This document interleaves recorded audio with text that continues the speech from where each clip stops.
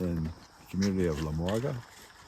We've known him for a long time. He planted corn and beans here, initially like all the other farmers.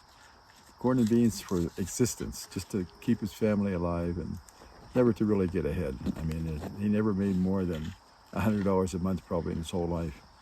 But there was a time came when we felt that the land had to be put to better use. In other words, you can't have a stalk of corn that's taking up 8 months of time in a year to produce an ear of corn. We got to get the farmer to earn some more money so he can have a better quality of life. So we began to introduce irrigation and began to introduce vegetables.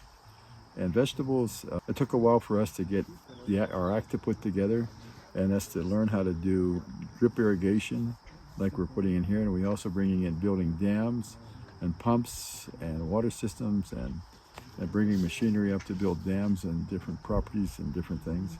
But it paid off, and farmers now, for the most part, even though climatic change has had its impact in this area as well, we're not getting the rainfall we used to have, but the rain that's coming in, farmers are using this and using it as drip irrigation and growing crops. And with a crop like this, a farmer, if he can harvest this every couple of months, he can improve his income, sometimes double and triple his income. We tried to set this up as what we call scaled production. So like taking, let's say, 1.5 acres or 2 acres of land and dividing it up into maybe 12 or 16 plots. And then every week plant a plot with new seeds, new vegetables. And the vegetables was one of the leeks that was pretty weak, because the farmers couldn't even grow from seed the vegetable plants that they were trying to plant. So we began producing these plants in a greenhouse, and it turned out that it was very successful. And the farmers began diversification. They really began to improve because they planted 1/10 of an acre, let's say this week, and then next week another 1/10 of an acre. And so that after planting 10 of them, pretty soon a 1/10 of an acre of production was coming out every week. And in an area like this, we're talking that the farmer could be making $200 to $300. So in a month maybe you're making $300 to $400, which was money they had never seen in their whole life. And it was something they could do on a small piece of land. The technology, they learned pretty fast. They're very good farmers. They love the land. With irrigation, that's sort of a new thing. But we began losing water, so we had to move into what was called water harvesting. And what we would do is go down into the gullies, down into the little hollows, and it was wet down there, but there was no water. So we got these farmers to start digging deep holes, like big, gigantic reservoirs. And sometimes they go down 10 feet, and maybe 10 feet by 20 feet long. And they get down 10 feet, and all of a sudden they're into water. Water's coming up from the bottom. And water will go where it has the least resistance. So you dig a hole down to the water will come up to where you are. And pretty soon they had these big holes going up the hollow, where they were having these tanks of water. Water was coming up from below. And since electricity is relatively new here, they would put down let's say a 1/2 horsepower electric pump and pump water up to the top of the hill and put it in the tank up there, and then run by gravity down to irrigate their fields. So it's been an ongoing process, but they become pretty modernized pretty quickly, and knowing also what to produce for the market. It's not always been an easy road, and never is for the farmer. The farmers always have crops and problems and different things. But we've been here for 40 years alongside these people, and we've seen some big changes, seen people who've done very well. And we've seen people who we loved and who we worked with who just decided they would go to the States. And they would go there and come back, sometimes not very happy because it didn't go well for them. And some came back very well. Sometimes the boys and kids go up, make good money, and they send money back to build a house here.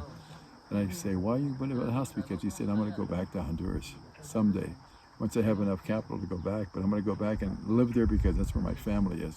So we can feel that. We know what that feels like. And I think, we have to sort of put ourselves into their shoes. One of the interesting facts, and it's something that I think about an awful lot, the Hondurans in the States that are working, doing labor that no one else wants to do, because they take jobs that no one wants to do anymore. And people up there are desperate for laborers. The agricultural industry growing, they need people to pick the harvest, and there's no one left to pick the harvest. So the Latins are going up to pick harvest, to plant things, to build buildings, doing this. The North Americans who used to know how to do a lot of things, they're forgetting how to do that, or they don't want to do it anymore. So it's people like the Latins to go up and do that work. But what's interesting is that every year, and this increases year by year, the amount of money being sent back to Honduras, back to their families, from their place where they're working up in the States, amounts to $4 billion a year. That's a lot of money. And we talk about the U.S. government and the U.S. country aid to Honduras, and there's no comparison. And I'm thinking, maybe the best solution is provide jobs for people in the United States legally, following all the legalities, because we need people up there to do things which we were able to do ourselves, and we've gotten lazy, and now people that know how to work will go up there and do the work. And that maybe is the best form of that foreign aid. Help them to get established up there, legally and everything. Most of them want to come back to Honduras at some point. They want to come back and be with their family, their fathers and mothers before they die, and raise their kids here and let them know what their culture is all about. But maybe we can help them more by letting them come up and help us in the States. It's some kind of a reverse helping, okay? And we can do so much better. And this is giving people that are staying behind additional impetus to go out and plant more vegetables and things like that, which are needed here in the country. So it's like there's a whole things that have to happen. Water is becoming more and more important. Housing is so much important. I think people that live in bad conditions shouldn't live that way. There's no why in a world where we have put people on the moon and we built big fancy roads and cars and everything else, why can't we figure out a way to put decent housing in Central America and give people a bathroom, a shower, a kitchen, a nice place to stay, a nice house to live in, a house that's painted, has electricity, a house that costs $10,000, something really simple. We're spending $500,000 for a house, and we don't even enjoy living in it. So I think, we have a lot to learn on both sides. And I think, working down here helps us to reflect a little bit and maybe inform others that, maybe we have to rethink our way of a lot of how we think anymore, and maybe change our idols for other kinds of idols, and get our faith back in the Lord and the good things that He does for all of us, because He looks out for us.